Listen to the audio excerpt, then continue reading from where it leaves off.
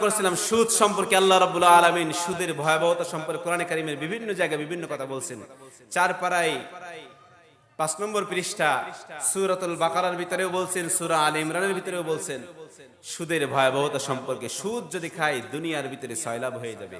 সুদের শাস্তি আগে শোনেন। দেখেন সুদ যে আমরা খাই সমাজের ভিতরে এত প্রচলন হয়ে গেছে, এত স্বাভাবিক হয়ে গেছে, একেবারে স্বাভাবিক। গুনাহ যত স্বাভাবিক হবে আল্লাহর পক্ষ থেকে, আসমান থেকে ইউনাজ্জিলুল্লাহু তাআলা মিনাস সামাই আযাবাল্লাহ ইলাল আরদি, আসমান থেকে আল্লাহ রাব্বুল আলামিন শাস্তির ব্যবস্থা করে দেবেন। চিল্লায়ে বলেন ঠিক কিনা? শাস্তি নাজিল করে দেবেন, গজব দিবেন যদি গুনাহ ব্যাপকভাবে ছড়িয়ে যায়, ব্যাপকভাবে ছড়িয়ে যায়। খবরদার সুদ খাবো না, সুদ খাবো না, জঘন্য অপরাধ। কিয়ামতের ময়দানে আল্লাহ রাব্বুল আলামিন যখন প্রত্যেক বান্দাকে উঠাবেন, উঠানোর সময় সমস্ত বান্দা যখন উঠাবেন, সমস্ত বান্দারা কবর থেকে উঠে আসবেন। ইয়াবাসুর রাজুলু মিনাল কুবুর, সমস্ত বান্দা যখন কবর থেকে উঠে আসবেন, রাসূল সাল্লাল্লাহু আলাইহি ওয়াসাল্লাম বলেন যারা সুদ খায়, সুদের সঙ্গে যারা জড়িত আছে, তারাও যখন কবর থেকে উঠবেন, কবর থেকে ওঠার সময় আল্লাহ রাব্বুল আলামিন তাদেরকে ওয়া ইয়াবাসু মিনাল কুবুরি মাজনুনা, কবর থেকে উঠবেন, উঠে পাগলের মতো সূরত হয়ে যাবে, পাগলের মতো আকৃতি হয়ে যাবে। কেমন যেন যারা পাগল জিন, পাগল জিন তাদেরকে স্পর্শ করছে, যার কারণে তারা পাগলের মতো মাতালের মতো ঘুরতে ঘুরতে থাকবে। কবরটা এখানে থাকবে। কবর থেকে যখন উঠবে তখন সমস্ত সুদখোররা, যারা সুদ খায় দুনিয়ার ভিতরে, যাদের সুদের সঙ্গে জড়িত ছিল, সুদের সঙ্গে যাদের সম্পর্ক ছিল, আল্লাহ রাব্বুল আলামিন তাদের যখন কবর থেকে উঠবেন তখন তারা পাগল হয়ে উঠবেন। পাগলরা যেমন মুখ দিয়ে কি বলে এটা ঠিক পাই না, পাগলরা যেমন কোথায় যায় কি পায় এটা ঠিক পায় না, শরীরের চামড়াগুলো ছিটতে থাকে। ঠিক যখন কবর থেকে কোন সুদখোর উঠবেন, সারা শরীরের চামড়াগুলো খুঁটতে থাকবেন, সারা শরীরের চামড়াগুলো এইভাবে উঠাইতে থাকবে, সারা বুকের থেকে চামড়াগুলো ছিটতে থাকবে, পাগল হয়ে যাবে, মাথার চুলগুলো ছিটতে থাকবে।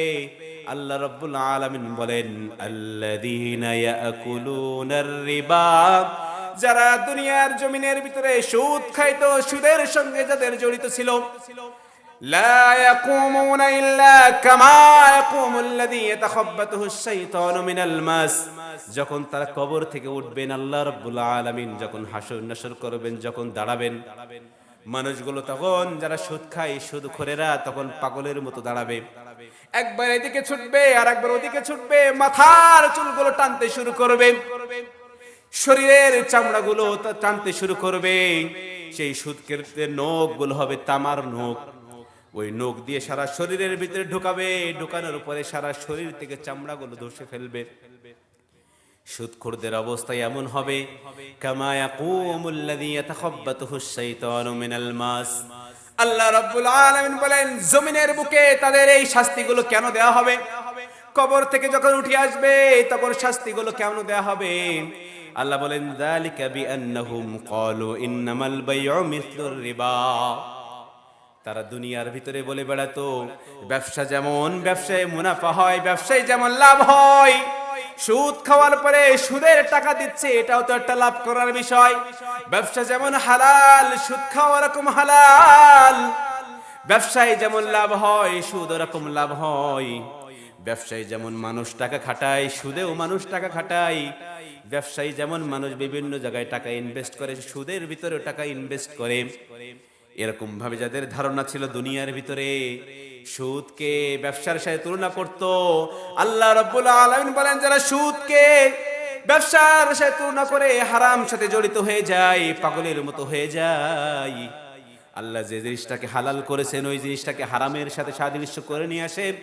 এই জন্য আল্লাহ রাব্বুল আলামিন কেমন যেন বলছেন তারা পাগল, আল্লাহর বিধান বোঝে না, আল্লাহর হালাল বিধান বোঝে না, আল্লাহর হালাল বিধানকে হারামের সাথে মিলিয়ে ফেলেন। এই জন্য আল্লাহ রাব্বুল আলামিন বলেন যেমন দুনিয়ার ভিতরে হালালের সাথে হারাম মিলিয়ে ফেলতো, পাগলের মতো। কোনো পাগল তো কোনোদিন পায়খানা খাবে না, পায়খানা কোনো সজ্ঞান মানুষ খাবে না। পায়খানা যদি খেতে হয় একজন পাগল পায়খানা খাবে। কোন মানুষ খালি গায়ে উলঙ্গ হয়ে দুনিয়ার ভিতরে চলাচল করে না। যেই ব্যক্তি পাগল হয় সে সারা শরীর থেকে কাপড়গুলো খুলে দুনিয়ার রাস্তায় চলাফেরা করে। যেই ব্যক্তি পাগল হয় সে জমিনের বুকে কি বলে কি খায় সেটা ঠিক পায় না, পাগল হয়ে যায়। এই জন্য আল্লাহ রাব্বুল আলামিন বলেন, যারা এখান থেকে যখন কবরে আসবে, কবর থেকে ওঠার পরে ঠিক তদ্রূপ যারা সুদ খাইতো, সুদের সঙ্গে যারা জড়িত ছিল, কিয়ামতের ময়দানে যখন আল্লাহর সামনে আসবেন তখন এরকম পাগল হয়ে যাবে। পাগলের মতো সারা দুনিয়ার ভিতরে যারা সুদ খাইতো, পাগলের মতো হাসর নাসরে সব জায়গায় ছুটাছুটি করবে। জোরে বলেন নাউজুবিল্লাহ। পাগলের বেশ ধরে তারা ছুটাছুটি করবে। শুধু তাই নয়, হযরত ইবনে আব্বাস রাদিয়াল্লাহু তাআলা আনহু থেকে বর্ণিত উমদাতুত তাফসীরের ভিতরে আল্লাহর রাসূল সাল্লাল্লাহু আলাইহি ওয়াসাল্লাম বলেন, ক্বালা ইবনে আব্বাস রাদিয়াল্লাহু তাআলা আনহু, ইবাসুর রাজুলু আল্লাযী আকালার রিবা, যেই সমস্ত ব্যক্তিরা সুদের সঙ্গে জড়িত ছিল, যারা সুদ খাইতো, ইবাসু মিনাল কুবুরি মাজনুনা, কবর থেকে পাগল হয়ে উঠবে। শুধু এটুকু নয়, ইউখনাকু বিয়াদাইহিমা, কবরে আসার পরে তাদের এই গলাটা জোরে চাপ দিয়ে উপরের দিকে টান দেবে। আমাদের খেয়াল করেন, এই দুইটা হাত দিয়ে গলায় এমন জোরে চাপ দিবেন, কারোর গলায় যখন ফাঁস লেগে যায়, যখন কেউ ফাঁসি দেয়, জিভটা বের হয়ে যায়। জিভটা বের হওয়ার পরে আ আ করতে থাকে, আকাশের দিকে চোখগুলো উঠে যায়, মুখ দিয়ে কোনো কথা বেরোয় না, শুধু হা হা করতে থাকে। যারা গলায় ফাঁস দেয়, গলায় দড়ি দেয়, তারা যে অবস্থায় হয়, কেউ যেন গলা চেপে ধরেছে জোর করে, দুই সাইডে এরকম গলা জোরে চাপ দিলে যেমন শ্বাসটা বন্ধ হয়ে যায়। দুনিয়ার বুকে যারা সুদের সঙ্গে জড়িত থাকে, ও উম্মতের দল, এখানে পুরুষ আছে, প্যান্ডেলের ভিতরে মহিলারাও আছে, মা বোনেরাও আছে, তারাও শুনতেছে। যাদের সুদের সঙ্গে জড়িত আছে, কিয়ামতের ময়দানে আল্লাহ রাব্বুল আলামিন তাদেরকে ওই শাস্তি দিবেন। একে তো পাগল করে উঠাবেন, আবার পাগল হওয়ার পরে দুই হাত দিয়ে গলাটা এত জোরে চেপে ধরবেন, জানটা চলে যাওয়ার মতো উপক্রম হবে।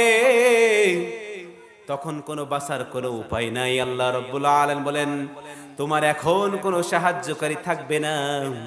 লা তানফাউহু শাফাআতু ওয়ালা হুম ইনসারুন, আজকের তোমার জন্য কোনো সুপারিশকারী থাকবে না, ও কোনো সাহায্যকারী তোমার কোনো কাজে আসবে না।